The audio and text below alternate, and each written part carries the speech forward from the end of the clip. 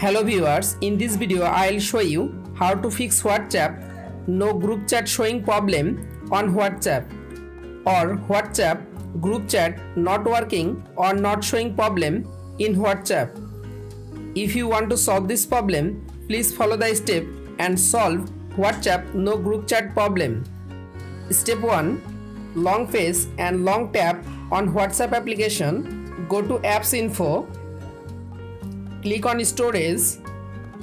Again click on Clear Data. Tap on Clear Cache Data on WhatsApp application. Step 2. Open Play Store.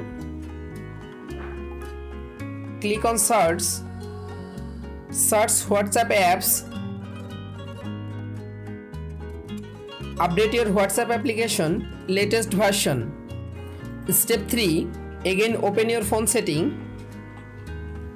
Go to Wi-Fi. You make sure your Wi-Fi or mobile data connection is properly connected. Step 4. Restart your device. You can follow all of the steps to fix WhatsApp no group chat showing problem. If this video helpful for you, please subscribe our channel and like this video.